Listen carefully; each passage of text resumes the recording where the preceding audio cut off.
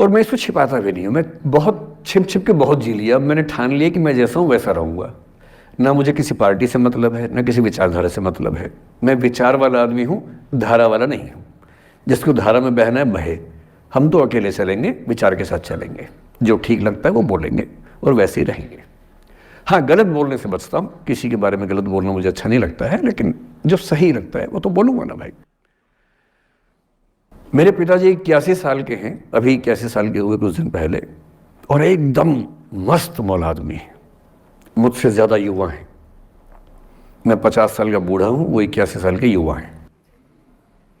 उनके चेहरे की चमक, मतलब कई ट्यूबलाइट फेल है उनके सामने, ऐसी चमक चेहरे पर रहती है। क्यों रहती है? उसकी एक वजह यह कि वो रोज़ सुबह 2-3 घंटे प्राणायाम, योग, ध्यान, बहुत कुछ करते हैं। उनका भोजन इतना संतुलित है, सप्ताह में कम से कम एक बार, कभी कभी महीने में 4 से ज़्यादा 6-7 बार उपवास करते हैं पूरा पूरा। वो सब चीज़ें उनके अभ्यास में हैं, जो मेरे अभ्यास में उतनी नहीं है। मैं भी कोशिश करता हूँ, पर अभी उतना सफल नहीं हो पा रहा हूँ। पर मेरी राय में उनके इस सुंदर जीवन का सबसे बड़ा राज ये क्षमता है कि वो हर चीज़ को लेट गो कर देते हैं। तनाव उनके पास आता है तो फिसल के निकल जाता साइड से, लेते ही नहीं तनाव किसी बात का। कुछ भी हो जाता है तनाव ही नहीं लेते। और मुझे लगता है कि काश ये चीज़ मेरी माँ के स्वभाव में होती, कम से कम 10 साल उनका जीवन और ज़्यादा तो होता। और मैं अपने अनुभव से बता रहा हूँ, बहुत विश्वास से बता रहा हूँ। मैं ना सोने जागने में नियमित व्यक्ति हूँ, ना मैं बहुत कसरत करता हूँ। ठीक हूँ, मतलब बुरा भी नहीं हूँ, ठीक हूँ। मेरी उम्र के अधिकांश लोग बीपी, शुगर, बहुत बीमारियों से ग्रस्त हैं। मैं फिलहाल नहीं हूँ। क्यों नहीं हूँ? मेरे पास इसका उत्तर एक ही है, मैं लोड लेता नहीं किसी बात का, दबाव लेता नहीं, तनाव लेता नहीं। भाई अच्छा हो रहा है तो भी ठीक है। जब मैं सफल, जैसे मैं 3 साल में पिछले काफ़ी सफल हो गया, जितना मुझे नहीं होना चाहिए था, मैं तो कैसे हो गया हूँ सफल। अगर मैं सफल हो गया तो मैं इस बात का लोड भी नहीं ले रहा कि मैं सफल क्यों हो गया। अरे हो गया तो कैसे हो गया, कई लोग हो जाते हैं, हम भी हो गए, ऐसा क्या है। कल को नहीं रहूंगा, मान लीजिए, ऐसा हो सकता है, कल को फेल हो जाऊं कहीं। फेलियर को पचाना पता नहीं कितना मुश्किल होता होगा लोगों के लिए। मैं अपने बारे में जानता हूं, मुझे मुश्किल नहीं होने वाला, क्योंकि मैंने सफलता का लोड लिया ही नहीं अपने ऊपर। विफलता मुझे क्या प्रभावित करेगी, बहुत फर्क नहीं पड़ता है। और मैं दावे से कह रहा हूं कि यदि ये टेम्परामेंट आपका हो, जो मेरे पिताजी से मैंने सीखा है, तो आप जिंदगी में सफल कितने होंगे वो एक अलग पैरामीटर है, पर आपकी जिंदगी शानदार होगी। और जितनी जिंदगी आपकी है, जितनी सांसें आप कहते हैं कि लिखी हुई हैं, गारंटी से कह रहा हूं कि 10 साल बढ़ जाएंगे। कुछ और लोगों के आप कम कर देंगे अलग बात है, लेकिन अपने 10 साल बढ़ा लेंगे। इसलिए ये सीखना बहुत ज़रूरी है कि कैसे लेट गो करना है जिंदगी की चीज़ों को। 3-4 प्रसंग होते हैं। एक होता है कि आप किसी को बहुत चाहते हैं पर वो आपको नहीं चाहता। आपकी उम्र में ये सब तो खेल होता है, और क्या खेल होता है। मेरे घर में 2 बच्चे हैं 17 साल के, तो मैं उनको देख के समझता रहता हूँ। वो मुझसे छुप छुप के किसी से बात करते हैं और मैं छुप छुप के सुन लेता हूँ। तो उन्हें नहीं पता, मुझे तो नाम भी पता है किससे बात करते हैं, एक आध का तो एड्रेस भी पता है मुझे। और मैं तो बच्चों को बोलता हूँ कभी जाना वाना हो तो मैं ले चलूँगा, चिंता मत करना, बोल देना कि ड्राइवर साथ में आया है, टेंशन मत लेना। तो मेरे तो बच्चे मेरे दोस्त हैं, मैं तो बड़ा दोस्ती के भाव में रहता हूँ। मेरा एक ही बेंचमार्क है कि वो जिस उम्र में जैसे हैं मैं कैसा था, और वो मुझसे अच्छे चल रहे हैं। उससे ज़्यादा उम्मीद मुझे करने में नहीं चाहिए। मैंने जो कुकृत्य 8वीं क्लास में किए थे उन्होंने 11वीं क्लास में किए, तो बहुत है। मैं ये क्यों मान के चलूं कि वो देवी देवता पैदा होंगे? मेरे ही तो बच्चे हैं भाई। जीन तो मेरे ही है, तो कैसे देवी देवता हो जाएंगे?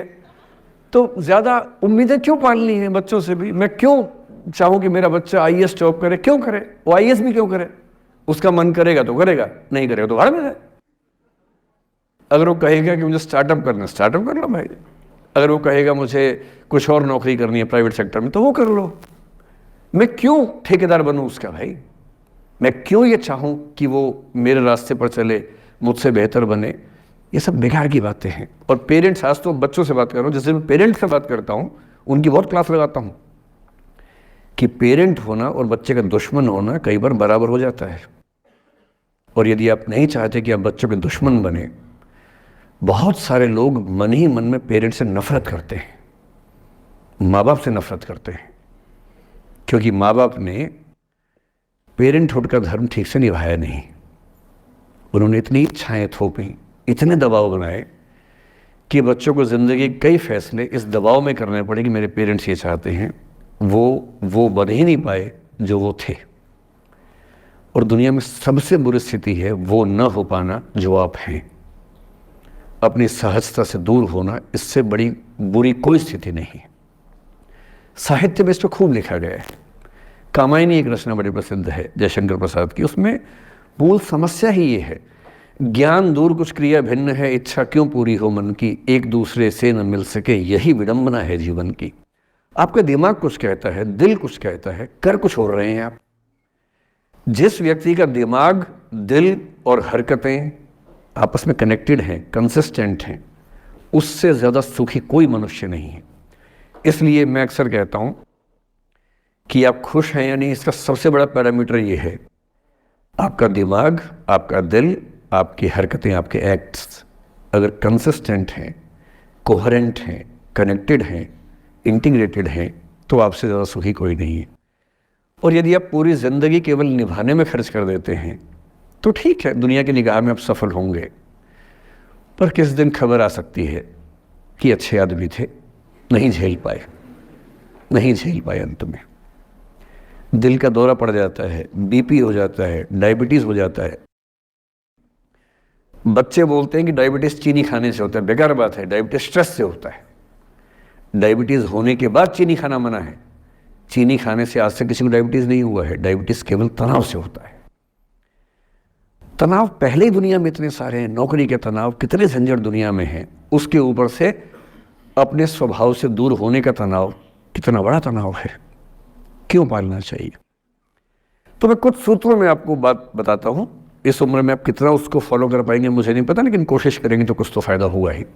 पहला सूत्र मेरा आप लोगों के लिए ये है कि जब आप किसी को पसंद करें और वो आपको पसंद ना करे तो टेंशन नहीं लेनी है, तेज़ाब तो नहीं उठाना है। ठीक, कई लोग इस मूड में रहते हैं, मुझे पसंद नहीं करेगी, मैं राजा हूँ, मैं नवाब हूँ, मुझे पसंद नहीं करेगी। अरे तू क्या है भाई, नहीं पसंद हो तो नहीं पसंद हो, ये क्या बात हुई। सबसे पहले अपने अंदर से लोकतांत्रिक बनिए, डेमोक्रेटिक बनिए। जैसे आपको हक है किसी व्यक्ति को पसंद करने का, उसको भी हक है किसी को पसंद या नापसंद करने का। यदि कोई ऐसा व्यक्ति जिसको आप पसंद नहीं करते वो आपको प्रपोज करे तो आप उसको मना ही तो करेंगे। बस मना इज्जत से कीजिए, किसी को बेआबरू करके मत भेजिए।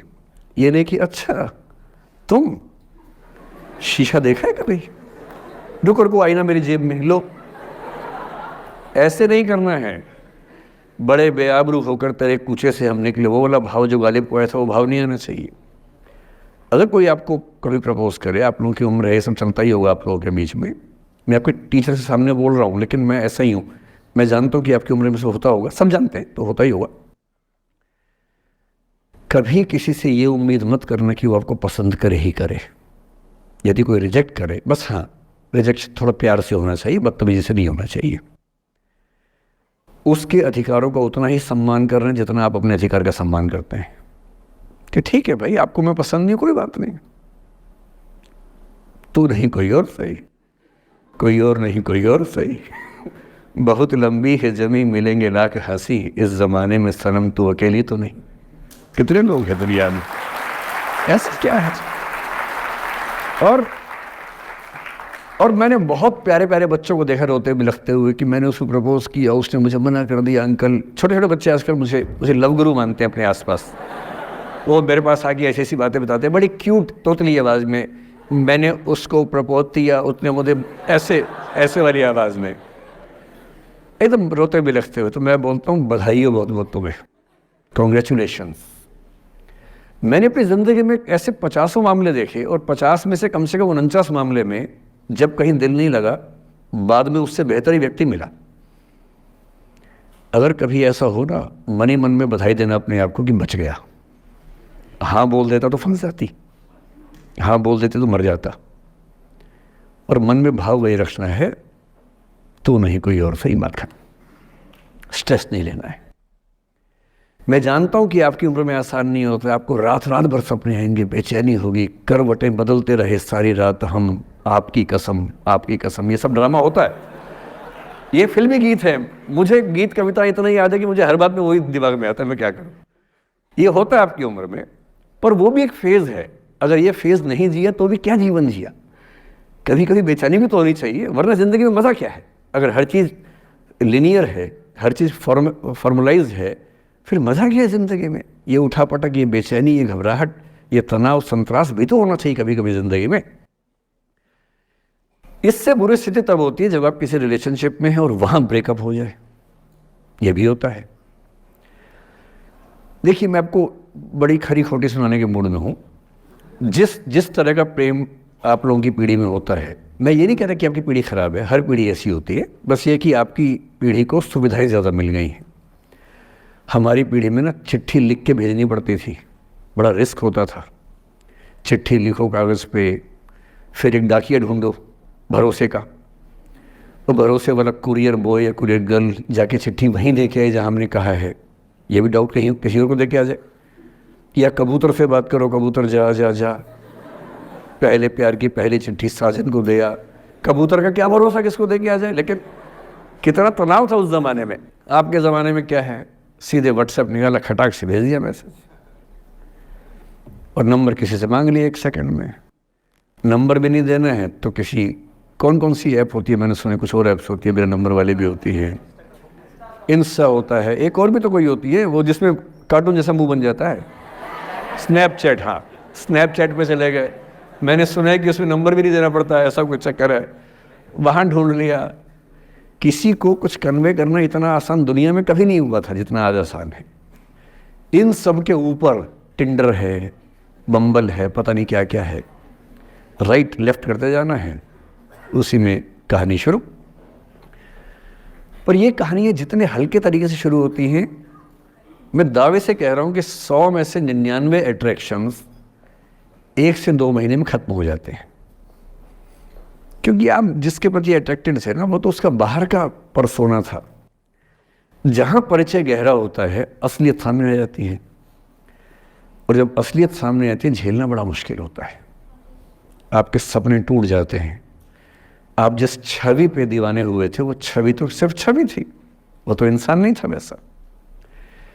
99% केसेस में मेरा ख्याल है कि अट्रैक्शन 1-2 महीने में समाप्त होता है। उसके बाद तो एक बोझ है जो आप ढो रहे हैं। कभी कभी होता है कि दोनों का खत्म हुआ तो बात आसान है, कभी कभी किसी एक का खत्म होता है, एक का नहीं होता है, वहाँ मामला मुश्किल हो जाता है। तो ऐसा हो सकता है आपके जीवन में कि दूसरा साथी आपका ये कहे कि भैया देखो, मैं तुम्हारे साथ कुछ महीने से हूँ, पर मुझे अब अच्छा नहीं लग रहा, मैं ब्रेकअप करना चाहता हूँ। मैं आपसे निवेदन करूंगा कि ये मान के मत चलना कि उसने आपको धोखा दिया है, क्योंकि बच्चे तुरंत उस मुद्रा में आए थे, अच्छा अब मैं कुल्हाड़ी उठा लूंगी, अब मैं तेजाब उठा लूंगा, तूने मुझे धोखा दिया है, तूने मुझे चीट किया है, you are a cheat, you are a liar, you are a पता नहीं क्या क्या। पता, इंग्लिश में गालियाँ बड़ी सुंदर देते हैं बच्चे। मैं ये कहना चाह रहा हूँ कि इस बात की संभावना मान के चलिए कि हो सकता है कि आपके साथ 2 महीने रहने के बाद सच में उसको ये लग जाए कि आपके साथ ट्यूनिंग ठीक नहीं है, या आपको लग जाए कि आपकी ट्यूनिंग उस व्यक्ति के साथ ठीक नहीं है। और किसी मुर्दा को अपने पास पकड़ के रखना उसका मज़ा नहीं है। आप किसी को बांध तो लेंगे, पर जब उसका दिल आपके पास है ही नहीं, दिल विहीन लाश अपने पास टिका के रखना, एक मुर्दे को बांध के रखना, इससे बेहतर है जाने दो। बांधना नहीं, बांधते वो हैं जिनमें असुरक्षा बहुत ज़्यादा होती है। उस असुरक्षा से बचने का उपाय खुद को बेहतर बनाना है। आप इतने बेहतर हों कि आपको चाहने के लिए हज़ारों लोग हों। क्यों आप इतना डिपेंडेंट होते हैं कि इस एक व्यक्ति के अलावा मेरा कोई है ही नहीं दुनिया में, ऐसा क्यों सोचना है।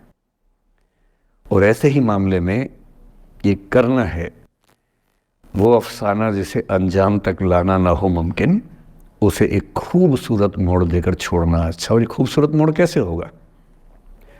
अगर कोई जाना चाह रहा है तो आपके पास 3 ऑप्शंस हैं। एक, ना उसको अच्छे से बात करे ना ख़राब से बात करे, न्यूट्रल होके जाने दे। एक, उसको धमकी दे, बर्बाद कर दूंगा, छोड़ूंगा नहीं, तो निकल के देख घर से, तेरे एड्रेस पता करवा लूँगा, मेरे साथ 50 दोस्त हैं, मेरे सारे आवारा हैं, सारे बेरोज़गार हैं, सारे कुंठित लोग हैं, सारे गुंडे मवाली हैं, उनका धंधा यही है, तेरे पीछे छोड़ दूंगा सबको। एक ही तरीका है।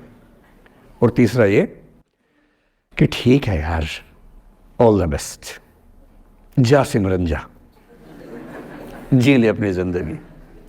अरे ठीक है, हो सकता है मैं तुझे ठीक नहीं लगा, कोई बात नहीं, लेकिन किसी से मिलो तो बढ़िया से मिलना, तेरी ज़िंदगी अच्छी हो, मैं भी ढूंढ लूँगा किसी न किसी को, थोड़ी हेल्प कर दी हो, कहीं इंट्रो करवा दी हो मेरी भी, लेकिन ठीक है तू भी जा।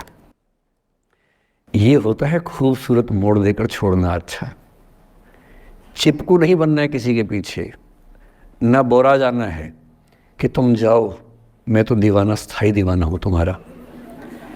कोई जब तुम्हारा हृदय तोड़ दे, तड़पता हुआ जब तुम्हें छोड़ दे, तब तुम मेरे पास आना प्रिय, मेरा दर खुला है, खुला ही रहेगा तुम्हारे लिए। वाह। पहले के ज़माने में बेरोज़गारी का ये लक्षण था। हम जब छोटे थे ये गाने सुनते थे, हम ये सुन के बड़े हुए कि ऐसे ही करना पड़ता है शायद प्रेम में, तो हमारे स्कूल में लोगों ने इसका पैरोडी बनाई। जब कोई तुम्हारा सर फोड़ दे, तड़पता हुआ जब तुम्हें छोड़ दे, तब तुम मेरे पास आना प्रिय, ये क्लिनिक खुला है, खुला ही रहेगा तुम्हारे लिए, तो बस आ जाना। जब कोई तुमको सड़क पे छोड़ दे, गाड़ी अपनी वहाँ से मोड़ ले, तब तुम मेरे पास आना प्रिय, ये ठेला खड़ा है, खड़ा ही रहेगा तुम्हारे लिए। क्यों भाई, क्यों खड़े रहोगे, बेरोजगार हो क्या? अरे ठीक, जा सिमरन जा, जी ले, और मैं भी जा रहा हूँ जीने के लिए। ये दीवाना नहीं बनना है कि तुम मतलब मुझे ना चाहो तो कोई बात नहीं, किसी और को चाहोगी तो मुश्किल होगी। अजीब हाल है यार, तुम ठेकेदार हो कि तेरा ठेका मेरे पास है, नहीं तो किसी के पास नहीं है। अजीब हाल है। अरे ठीक है भाई, उसकी ज़िंदगी है, जीने दो उसको। क्यों किसी की ज़िंदगी में इतना हावी होने का प्रयास करना है? जब आप नहीं चाहते कि आपकी ज़िंदगी में कोई हावी हो, आप क्यों किसी की ज़िंदगी में इतने हावी होंगे? और जब बहुत दर्द हो ना, हमेशा दूसरे के पर्सपेक्टिव से भी सोच के देखिए कि उसको ऐसा क्यों करना पड़ा। क्या पता कोई मजबूरी हो, कभी कभी होती है। मैं बुद्ध की मजबूरी सोच के परेशान होता हूँ कई बार, और फिर मैं सोचता हूँ कि काश यशोधरा जैसा व्यक्तित्व सबका होता। बुद्ध की रियल कहानी क्या है शायद किसी को नहीं पता। मैं जिस कहानी की बात कर रहा हूँ, मैथिली शरण गुप्त नाम के एक बड़े प्रसिद्ध कवि ने यशोधरा नाम की पुस्तक में वो कहानी लिखी है, भूमिका में जिक्र किया। बुद्ध बचपन से ही थोड़े से वैरागी किस्म के व्यक्ति थे। उनकी कुंडली देख के एक ज्योतिषी ने बताया भी था। माता पिता बहुत परेशान थे, शुद्धोदन उनके पिता का नाम था। माता पिता ने बहुत कोशिश की कि इस बच्चे का मन विरक्त न हो। अच्छा महल बनवाया, सारी सुविधाएं दी। जैसे ही बुद्ध थोड़े से किशोरावस्था में आए, उस समय की दुनिया की सबसे खूबसूरत महिला से, लड़की से, यशोधरा से उसकी शादी करवा दी। यशोधरा के पिता ने काफ़ी एग्ज़ाम लिए बुद्ध जी के, वो सारे एग्ज़ाम में पास हुए, तब जाके शादी हुई, ऐसे नहीं हुई। शादी हुई तो बुद्ध भी ठीक था, रमे रहे उस जीवन में। बेटा हुआ उनका राहुल। अब बुद्ध की विरक्ति का भाव बढ़ता जा रहा था। 29 साल की उम्र के आसपास ऐसा हुआ कि उन्होंने एक मृत व्यक्ति को देख लिया, एक बूढ़े को देखा, एक भिखारी को देखा, एक बीमार को देखा। विरक्त हो गए और उनका मन हुआ घर छोड़ दूं, ज्ञान की खोज में चला जाऊं। अब ज्ञान की खोज में जाएं, उनको पता है कि भाई मेरी पत्नी भी है, मेरा बेटा भी है, राज्य भी है, कैसे छोड़ दूं? छोड़ना जरूरी है। अंदर की आवाज है कि छोड़ो, तुम इस चीज के लिए नहीं बने हो, तुम्हारा स्वधर्म कुछ और है। बाहर की जिम्मेदारी है कि छोड़ नहीं सकते। मैं अनुमान करता हूं कि बुद्ध ने शायद अपने पिताजी से कहा हो कभी कि पिताजी मैं बहुत परेशान हूं, छोड़ना चाहता हूं, तो पिता ने समझा बुझा के मना किया होगा कि बेटा शोभा नहीं देता, ऐसा मत करो। हो सकता है पत्नी से भी बात की हो, पत्नी ने भी कहा हो कि ये क्या बात हुई, हम सबका जीवन तुम पे टिका है, बच्चा अभी बिस्तर से भी नहीं उतरा है, अभी तो चलना भी नहीं शुरू किया है, तुम ऐसी बात कर रहे हो। इसका जिक्र नहीं मिलता इतिहास में कि ये बात हुई कि नहीं हुई। और एक दिन बुद्ध ने तय किया और वो आधी रात को पत्नी और बेटे को सोता हुआ छोड़ के चले गए। इसको बौद्ध परंपरा में महाभिनिष्क्रमण कहते हैं, बुद्ध का अपने घर से निकल जाना। अब बुद्ध चले गए, लेकिन मैत्री शरण गुप्त यशोधरा के पर्सपेक्टिव से बुद्ध को देख रहे हैं। यशोधरा बहुत परेशान है, भाई पति चला गया है, बच्चे का पिता चला गया, मजाक थोड़ना है। राजा परेशान है कि उनका उत्तराधिकारी चला गया है। यशोधरा इतनी परेशान है, बहुत लंबे समय तक छंद आते रहते हैं कि वो कितनी बेचैन है, कितनी परेशान है। लेकिन यशोधरा की सबसे बड़ी परेशानी इस बात से नहीं कि बुद्ध चले गए, इस बात से है कि बिना बताए चले गए, भरोसा नहीं किया। और वो अपनी सहेली से कहती है, सिद्धि हेतु स्वामी गए, यह गौरव की बात, मुझे गर्व है कि मेरा पति इतने महान काम के लिए गया है। सिद्धि हेतु स्वामी गए, यह गौरव की बात, पर चोरी चोरी गए, यही बड़ा व्याघात। सखी सखी वो मुझसे कहकर जाते, कह तो क्या वो मुझको अपनी पथ बाधा ही पाते, क्या मैं रास्ता रोकती उनका। उसके मन में ये मलाल है कि बिना बताए चले गए। वो इस भाव को लेट गो नहीं कर पा रही है, परेशान है। फिर बुद्ध को ज्ञान मिला, 6 साल की तपस्या के बाद बोधगया में बोधि वृक्ष के नीचे ज्ञान मिला। बात फैल गई। जो 5 शिष्य बुद्ध को छोड़ के भाग गए थे उनके बुरे वक्त में, उन्हीं 5 को बुद्ध ने सबसे पहले ज्ञान दिया सारनाथ में, जिसको धर्मचक्र प्रवर्तन कहते हैं। बुद्ध की ख्याति बढ़ने लगी। शुद्धोदन ने बुद्ध के पास, अपने बेटे के पास कई लोगों को भेजा ये कहने के लिए कि भाई यहाँ भी तो आओ, हमसे भी तो मिलो। बुद्ध का ऐसा प्रताप था कि जो उनके पास जाता वो बुद्धम शरणम गच्छामि हो जाता, वापस ही नहीं आता। तो फिर शुद्धोदन ने बुद्ध के बचपन के एक दोस्त को ये कह के भेजा, भैया मैं जानता हूँ तुम वापस नहीं आओगे, पर प्रभावित होने से पहले बोल देना कि पापा याद कर रहे थे। तो वो गया, उससे वायदा निभाया, हो तो गया, बुद्ध के संग में दीक्षित हो गया, पर वायदा निभा दिया। तो बुद्ध ने कहा जरूर जाऊंगा, पिताजी की आज्ञा है तो जाऊंगा ही जाऊंगा। बुद्ध पहुंचे अपने कपिलवस्तु, जो अपना इलाका था वहां पहुंचे। पूरे कपिलवस्तु में, नेपाल सिद्धार्थनगर से नेपाल जाएंगे तो नेपाल बॉर्डर पे ही कपिलवस्तु है। मैं देखने गया था वो जगह जहाँ बुद्ध पैदा हुए थे, बड़ा सुंदर स्थान है, आप भी जाकर देखें कभी। तो बुद्ध पहुंचे रात को, एक धर्मशाला में रुके। अब वहाँ हल्ला मच गया कि राजा का बेटा धर्मशाला में। बुद्ध ने कहा भाई मैं देखो राजा का बेटा बन के नहीं आया हूँ, मैं बुद्ध बन के आया हूँ। सुबह उठ के भिक्षा मांगने लग गए उस इलाके में, अपने ही पिता के राज्य में। पिता ने सिर पीट लिया कि भाई क्या कर रहे हैं। फिर बुद्ध ने सूचना भिजवाई कि मैं बुद्ध हूँ, बेटा हूँ संयोग से, ठीक है मैं आ रहा हूँ मिलने के लिए, पर मैं बुद्ध होके आया हूँ, मेरी चर्या है, नियम है, मैं भिक्षा से ही जीवन जीता हूँ अपना। ठीक है, पिताजी ने कहा चल कोई बात नहीं। फिर बुद्ध गए पिता से मिलने, पिता से मिले, सबसे मिले, भारी सभा में। लेकिन यशोधरा नहीं आई मिलने के लिए, लेट गो नहीं कर पा रहे थे। उसके मन में दर्द था, छुप के क्यों गया, बता के जाता। बुद्ध ने पूछा पिता से कि यशोधरा कहाँ है, तो बोले कि वो कह रही है कि अगर बुद्ध मिलना चाहेंगे तो खुद ही मिलने आएंगे मुझसे, मैं क्यों जाऊंगी भाई, आत्मसम्मान भी तो कोई चीज़ है, मैं क्यों मिलने जाऊंगी। तो बुद्ध मिलने गए। सोचिए कमरे में यशोधरा बैठी है, राहुल साथ में। अब राहुल थोड़ा सा बड़ा हो गया है, 6-7 साल का है। बुद्ध गए हैं। अब आपके मन में आ रहा है कि बुद्ध वहाँ जाके बोलेंगे सॉरी मैंने गलत किया, I hurt you, I really feel sorry. बुद्ध है वो बुद्ध, वहाँ जाके क्या बोल रहे पता है, भिक्षाम देहि, भिक्षा दो। और यशोधरा कितनी महान महिला रही होगी, उसने अपने बेटे का हाथ बाप के हाथ में दे दिया। लेट गो का इससे महान उदाहरण दुनिया के इतिहास में नहीं है कि चलो आखिर तुमने आके झुक के कुछ मांगा तो सही। उसकी जितनी ईगो थी, अहंकार था, सब विगलित हो गया। और जो औरत परेशान थी कि मुझसे बिना बताया गया, उसने अपने बेटे को दे दिया कि इसको लेके जाओ, क्योंकि मैं जानती हूँ कि तुम महान काम कर रहे हो, और तुम महान काम कर रहे हो तो मैं क्यों बीच में आऊँगी भाई। मेरा पति महान काम कर रहा है तो मुझे खुशी होनी चाहिए, और तुम्हारी उस खुशी में मैं क्यों पीछे हटूँ। बस मुझे भरोसे में लेके जाते तो और खुश होती। ऐसी दूसरी कहानी राधा जी की है। राधा जी आप जानते हैं कृष्ण उनसे बहुत प्रेम करते थे, वो कृष्ण से प्रेम करते थे, उनका विवाह नहीं हो पाया, अलग बात है। लेकिन हमारी परंपरा में प्रेम का जो पराकाष्ठा है ना, प्रेम का चरम, वो तो कृष्ण राधा का है। मतलब राधा कृष्ण का प्रेम एक खास किस्म का प्रेम है, जहाँ विवाह के बंधन के न होने पर भी प्रेम का चरम रूप होता है। राम और सीता का प्रेम गार्हस्थ्यिक प्रेम का चरम रूप है कि पति पत्नी का प्रेम कितना शानदार हो सकता है। वो देखना हो तो राम सीता का प्रेम देखिए, विशेष रूप से तुलसीदास जी के यहाँ देखिए। और वैसे जो प्रेम होता है वो देखना हो तो राधा कृष्ण का प्रेम देखिए।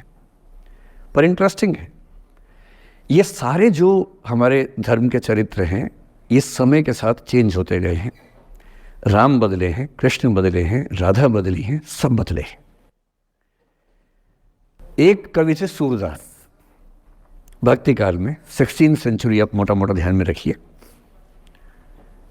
कृष्ण को, आपने वो कहानी सुनी होगी, कृष्ण तो अपने घर में थे, कंस को मारने के लिए वो पैदा हुए थे।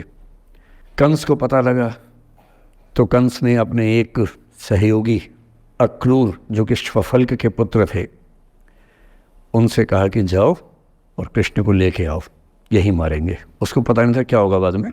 आदमी कॉन्फिडेंस में ऐसी गलतियाँ करता ही है, तो वो सुपर कॉन्फिडेंट था, बुलवाया कृष्ण को।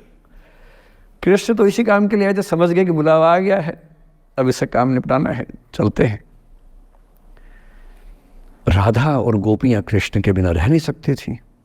सुपर इमोशनल विमेन, ऐसा मानते हैं कि वो महिलाएं, राधा तो छोटी थी, बाकी महिलाएं गोपियाँ उनसे काफ़ी बड़ी उम्र की थी, इतनी इमोशनल थी कृष्ण को लेकर कि कृष्ण के बिना वो सोच नहीं सकते थे कैसे रहेंगे। पर वो जिस काम के लिए आए थे धरती पर, वो तो करना ही था। तो अक्रूर आए, अक्रूर ने बताया कि ऐसे ऐसे आया हूँ, ले जाना है। तो कृष्ण और बलराम चले गए। इधर कृष्ण गए, उधर गोपियों का रो रो के हाल बुरा, राधा का हाल बुरा। ऐसी दीवानगी आजकल की फिल्मों में आप सोच नहीं सकते, ऐसी दीवानगी थी उस जमाने में उनके बीच में। और जब आदमी का प्रेम हाथ से निकलता तो वो बेचारा कितना कमजोर हो जाता है। राधा जी की हालत सोचिए। सूरदास कह रहे हैं, अति मलिन वृष भानु कुमारी, हरिश्रम जलु अंतर तन भीजे, ता लालच न धुआवती सारी। कि वृष भानु की कुमारी, वृष भानु मतलब राधा के पिता, वृष भानु की बेटी राधा इतनी कमजोर हो गई है, इतनी मलिन हो गई है। हरिश्रम जलु अंतर तन भीजे, कृष्ण के पसीने की कुछ बूंदें उसके ऊपर गिर गई थी, उसकी साड़ी में लगी हुई हैं। ता लालच न धुआवती साड़ी, इस लालच से साड़ी धुलवा नहीं रही है। और जब से कृष्ण गए हैं कपड़े तक नहीं बदलना चाह रही है कि इस कपड़े में मेरे प्रिय की याद है। खाती नहीं है, इतनी कमज़ोर है, हिल नहीं पाती है। एक और कवि हुए, वो तो इतने आगे बढ़ गए, बिहारी नाम के कवि थे।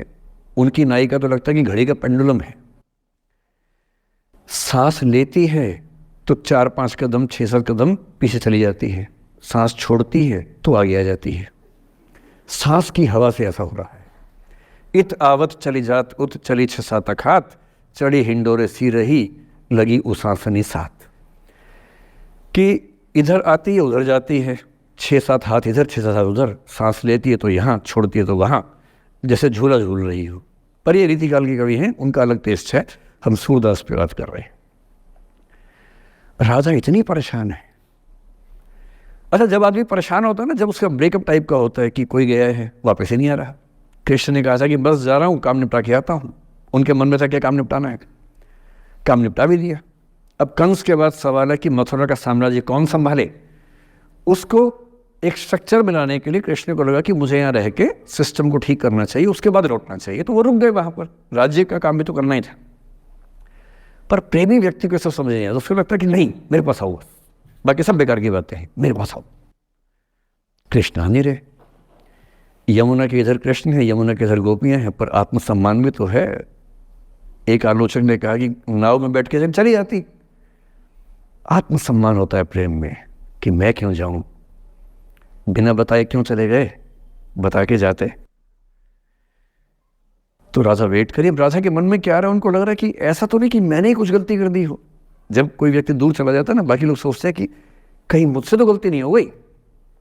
और राजा अपनी एक सहेली से बोल रही, गोपी से, मेरे मन इतनी सूल रही, एक दिवस मेरे गृह आए मैं ही मस्ती दही, देखी तिन्हें हों मान कियो सो हरि गुस्सा गही। पगला सी गई है, बोरा सी गई है। सहेली से क्या बोल रही है, हे सहेली, मुझे पता है क्या लग रहा है, मुझे लगता है कि मुझसे ही गलती हुई है। उसने पूछा क्या गलती हुई है? कह रही है कि एक दिन क्या हुआ, कृष्ण भगवान मेरे पास आए थे, मैं उस समय दही मथ रही थी। वो ग्वाला जीवन है ना वहाँ पर, तो वो गोपालन जीवन का काव्य है पूरा। अब वो मुझसे बात करने आए और मैंने उनसे ठीक से बात नहीं की, मैंने मान किया। मान करना मतलब जिसको आपकी भाषा बोलते हैं भाव खाना। मैंने उनसे ठीक से बात नहीं की, मुझे लगता वो नाराज़ हो गए, इसी नाराज़गी से लौट नहीं रहे हैं। मेरे मन इतनी सूल रही, मेरे मन में कांटा चुभ रहा है। एक दिवस मेरे घर आए, अब समझ में आएगा, एक दिवस मेरे घर आए मैं ही मथती दही, देखी तिन्हें हाँ हाँ मतलब मैं मान की योग, मैंने अहंकार दिखाया, सो हरि गुस्सा गही, गुस्सा आ गया उनको इस बात से। सूरदास की राधा मुक्त नहीं हो पा रही, लेट गो नहीं कर पा रही, वो जी नहीं सकती कृष्ण के बिना। पर फिर देखिए 300 साल बाद क्या हुआ। 300 साल बाद कमाल हुआ। 20वीं शताब्दी की शुरुआत में एक और कवि हुए, उनका नाम था अयोध्या सिंह उपाध्याय हरिऔध। हरिऔध के नाम से प्रसिद्ध है। उन्होंने एक पुस्तक लिखी, प्रिय प्रवास।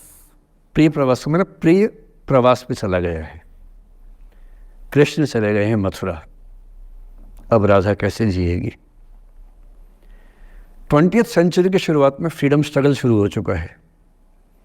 महिलाएं अभी तक स्वाधीनता आंदोलन का हिस्सा नहीं बनी है, पर अब वो समय आ रहा है कि बनने वाली है। और हरिऔध की राधा ने कमाल कर दिया है। गोपियां पूछती हैं